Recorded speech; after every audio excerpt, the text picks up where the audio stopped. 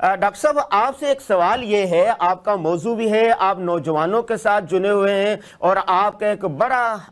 वसी हल्का है और माशाल्लाह आप हर किस्म के उलूम पर महारत रखते हैं। सवाल ये है कि आज मुसलमान हर जगह पस्ती का शिकार है, अखलाकी पस्ती का शिकार भी हैं। तो मुसलमानों के उरूज के लिए हमें क्या करना चाहिए? मुसलमानों के उरूज में क्या चीज़ें रुकावट हैं और हाइल हैं?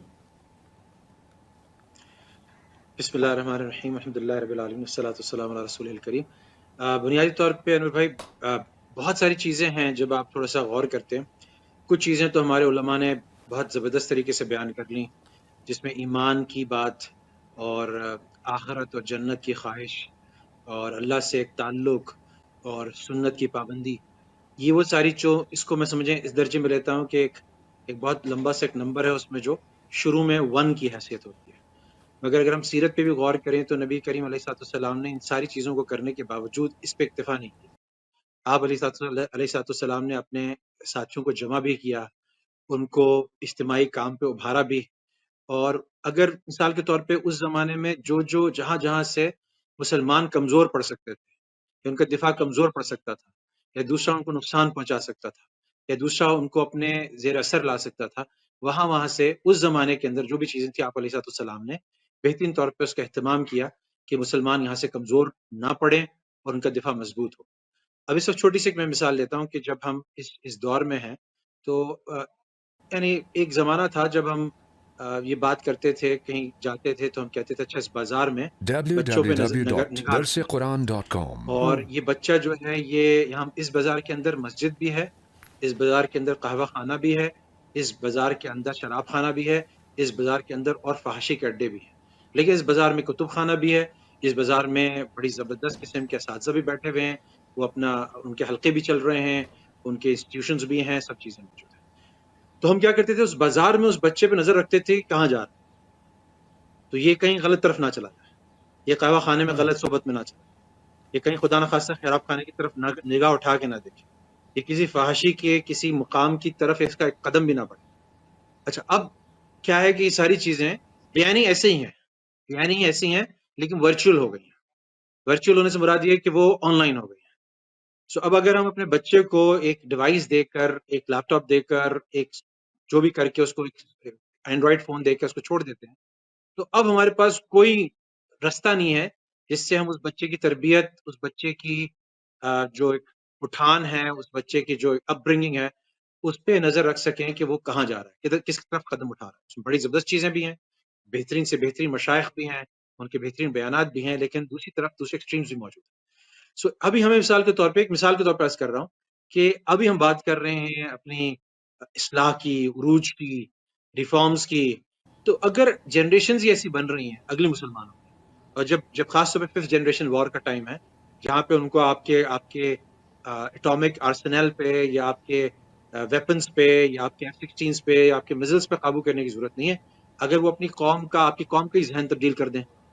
और अगर वो 52nd state of United states बन जाए और वो सारी चीज़ें जो अगली क़यादत की हैं वो उनसे करीब मुताबिकत रखती हैं और आपसे नज़रियात में, अकायद में, थियोलॉजी में, फिलॉसफी में बिल्कुल फ़र्क है, तो ज़ाहिर है कि उनको कोई ज़रूरत नहीं है कि आपका कोई नुकसान पहुँचाएगा, वो तो अब उनके काम आएगा, वो तो उनकी तरफ से हो गया। तो अगर हम ये देखें कि इस पे बाय एंड लार्ज जो नई जनरेशन है, और हम जो उरूज की बात करें तो मैं इसकी बात कर रहा हूँ कि जो पस्ती के मज़ीद तनज़्ज़ुल के मराहिल हैं, उस पर किस तरह से उसको कैसे काबू पाया जाए, उसको कैसे उस ट्रेंड को एक रोका जाए। तो उस तरह से मैं देखता हूँ तो मुझे ये नज़र आता है कि चाइना जो वाक़ई इस वक़्त उरूज की तरफ जा रहा है और एक बड़े सुपर पावर की आंखों में आंखें डाल के देखने की ताकत पैदा कर रहा है, तो उसकी सिर्फ ये नहीं कि अपनी इकोनॉमी, अपनी मईशत मजबूत हो, अपनी आइडिया मजबूत हो, वहां पे बड़ा एक लॉ एंड ऑर्डर डिसिप्लिन हो, एक कौम की हैसियत से इमर्ज करें, ऐसा ना लगे कि बहुत सारा एक हुजूम है जो आपस में हर वक्त एक दूसरे से उलझा हुआ है, ऐसा ना मालूम हो। उसकी अगली जो उनकी लेवल्स हैं कि वो जाकर इस वक्त फेसबुक, उनका फेसबुक है, अपना है, वो गूगल की बजाय बाइडू यूज करते हैं, चैट जीपीटी की बजाय उनका डीप सीक आ गया है। तो हर चीज में एक मुकाबले की फजा और एक वो काम हो रही। उरूज की बात तो वो करे ना जो किसी हद तक सिटिंग डक, मुकाबला कर रहा डक हो। का मतलब ये होता है जी, मतलब जब हम मेरी सारी इंफॉर्मेशन, क्योंकि मैं ज़ाहिर है वही फेसबुक, यूट्यूब और वही सारे चैनल्स जो जो यूएस के हैं जो कि मेरा डेटा कैप्चर कर रहे हैं, وہ میں تو ان کے سامنے سٹنگ ڈک ہوں، یعنی وہ مجھے جس طرح سے چاہیں وہ مجھے اچھی طرح جانتے ہیں، میں ایسے اپنی بات نہیں کر رہا، ویسے قوم بات کر رہا ہوں۔ تو وہ کسی سے مینیپولیٹ کر سکتے ہیں، کیسے وہ کر سکتے ہیں، ان کے پاس بہت سے ذرائع ہیں۔ تو عروج کی طرف جانے میں تو یہ مراحل بھی تو کہیں نہ کہیں آئیں گے نا، یعنی آپ نے قرآن پڑھ لیا، حدیث پڑھ لی، آپ نے تخنے سے شلوار اوپر کر لیا، آپ نے پگڑی پہن لی، آپ نے وضو کا، عطر کا، مسواک کا اہتمام کر لیا، لیکن میں کہتا ہوں یہ تو چلو انیبلنگ چیز تھی نا، بنیادی چیز تھی، یہ ساری چیزیں تو ہونی چاہیے، مگر کیا اللہ کے رسول اس پہ اکتفا فرمایا؟ کیا اس پہ رک گئے؟ یا اس کے بعد ایک اجتماعیت قائم کی، ایک اسٹریٹجی دیکھی، سمجھا حالات کو کہ کون کیا ہے اس وقت، کہاں پہ کون سی حکمت عملی چلے گی، آگے ہم مضبوط کیسے ہو سکتے ہیں، غلامی سے کیسے نکل سکتے ہیں، انڈیپینڈنٹ کیسے ہو سکتے ہیں، آنکھوں میں آنکھیں ڈال کے کیسے دیکھ سکتے ہیں۔ مقابلہ جو عربی میں لفظ ہے وہ تو پلے کے لوگوں کا ہوتا ہے، www.darsulquran.com برابر کے لوگوں کا ہوتا ہے۔ میچ بھی جب ہم انگریزی میں میچ کہتے ہیں، میچ ہوتا ہے نا، مس میچ تو نہیں ہوتا نا۔ تو میں مثال دیتا ہوں کہ اگر وہ ایک باکسر بھی، محمد علی ہمارا بڑا فیوریٹ باکسر ہوتا تھا بچپن میں، وہ تیاری کرتا تھا تو وہ میلوں دوڑتا تھا، وہ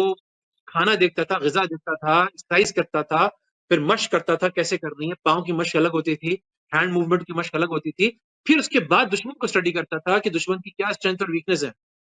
اگر میں مقابلہ کر رہا ہوں جارج فورمین سے تو جارج فورمین کی اسٹرینتھ کیا ہے، کون سا مکہ اگر میں نے کھا لیا تو میں ڈیر ہو جاؤں گا اس میں۔ تو ہم نے کون سے ان میں سے کوئی کام کیا ہے، تو ہم کس عروج کی بات کرتے ہیں؟ تو کہنے کا مطلب یہ کہ it's a long way to go, لیکن اگر یہ فکر ہی پیدا ہو جائے، یہ سوچ ہی پیدا ہو جائے کہ ہم ایک کام کریں۔ میں بیٹھا تھا، شیخ تقی کے ساتھ بات لمبی ہو رہی ہے، آخری بات کروں گا۔ شیخ تقی کے ساتھ میں بیٹھا تھا سامنے ایک شادی میں، تو انہوں نے کہا اچھا مجھے وہ ٹارگٹ کرتے ہیں، میں تو اسٹوڈنٹ بھی ہوں لیکن وہ پروفیشنلز کو ٹارگٹ کر رہے تھے ساروں،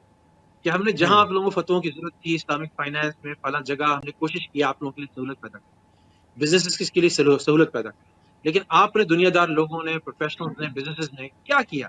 آپ لوگ نہ اپنا فیس بک بنا سکے، نہ یوٹیوب بنا سکے، نہ اپنے بچوں کی آن لائن سیکیورٹی کے لیے کچھ کر سکے۔ تو آئی تھنک یہ آواز صرف میری نہیں ہے، جو بڑے علماء ہیں، چیزوں کو سمجھتے ہیں اور وہ دیکھ سکتے ہیں اس وقت دنیا کہاں کھڑی ہے۔ عروج کی بات تو بہت آگے کی بات ہے، اس وقت تنزل کے اندر تھوڑا سا رکاوٹ پیدا ہو جائے، وہ وہاں سے ہم یو ٹرن لے لیں، ٹرن اراؤنڈ کر جائیں، یہ بھی بہت بڑی بات ہے۔